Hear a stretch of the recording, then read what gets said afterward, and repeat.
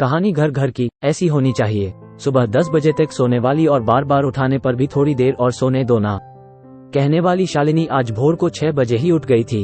इतना ही नहीं, उसने सबके लिए चाय बनाई, पेपर लेकर आई, बगीचे में पानी दिया और पापा को सुबह मॉर्निंग वॉक के लिए भी उठाया। सभी लोग शालिनी को बड़ा आश्चर्य से देख रहे थे। सभी का एक ही सवाल था, शालिनी तुम ये क्या कर रही हो? शालिनी ने धीरे से जवाब दिया, 3 महीने हो गए हैं मेरी शादी तय हुए।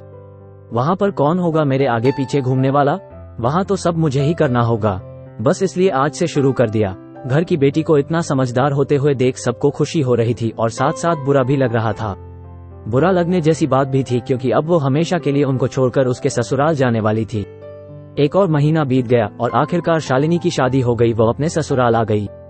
सुबह समय पर जाग पाएगी या नहीं, इसी विचार में वो रात भर सो ही नहीं पाए। सुबह होते ही उसने नहाया और पूजा की और खाना बनाने की तैयारी करने लगी।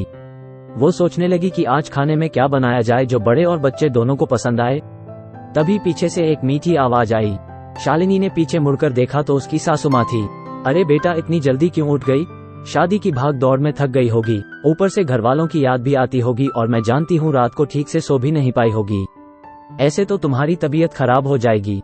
शालिनी मन ही मन सोचने लगी, मेरी सासू माँ तो बिल्कुल वैसी नहीं है जैसी मैं सोच रही थी। मैं तो डर के मारे कितने दिनों से सुबह जल्दी उठने का प्रयास कर रही थी। यहाँ तो परिस्थिति बिल्कुल अलग है। शालिनी ने कुछ काम खत्म ही किया था कि तभी सासू माँ ने आवाज दी, बेटा इधर आओ, देखो तो सही मैं क्या बना रही हूँ। मटर पनीर, पराठा और गाजर का हलवा। अरे वाह, ये तो सभी मेरी फेवरेट डिश है। शालिनी बोली। उसे तो कुछ समझ में नहीं आ रहा था। उसे लग रहा था जैसे ये सब सपना है। शालिनी को एहसास हुआ कि यह सपना नहीं सच है। सासू माँ ने कुछ कहा, शालिनी सुन नहीं पाए। वो थोड़ी डर गई। उसे डरा हुआ देखकर सासू माँ ने कहा, शालिनी जरा इधर तो आओ, यहाँ तो बैठो। मेरी बात ध्यान से सुनो और समझो, शादी मतलब लड़की की परीक्षा नहीं होती है। तुम्हारी शादी सिर्फ मेरे लड़के से नहीं हुई है। जितनी जिम्मेदारी उसकी तुम्हें खुश रखने की है, उतनी ही हम सबकी भी। हमने तुम्हें घर सिर्फ काम करने के लिए नहीं लाया है। तुम्हें क्या क्या आता है या तुम हमारे लिए क्या कर सकती हो, ये सब देखने के लिए तो बिल्कुल नहीं। और हम तुम्हारी आजादी भी तुमसे नहीं छीनेंगे। अगर अपनी बात करूं तो मुझे सिर्फ एक अच्छी फ्रेंड चाहिए थी। मैं बिल्कुल नहीं मानती कि बहू ने सुबह सुबह जल्दी उठकर पूजा पाठ करना चाहिए, और मैं ये भी नहीं मानती कि बहू को बहुत अच्छा खाना पकाना आना चाहिए। शादी का मतलब तुम्हारे सपनों का बलिदान बिल्कुल भी नहीं हो सकता। बल्कि मैं तो कहूंगी कि शादी का मतलब तुम्हारे सपनों को और ज्यादा ऊंची उड़ान देना होना चाहिए। हम सब हमेशा तुम्हारे साथ हैं, हर दिन हर पल। शालिनी की शादी को अब 10 साल बीत चुके थे। इन 10 सालों के सफर में उसने जो अनमोल रिश्ते कमाए थे उनमें से एक थी माँ। जी हाँ, वही सासू माँ जो अब उसकी माँ बन चुकी थी।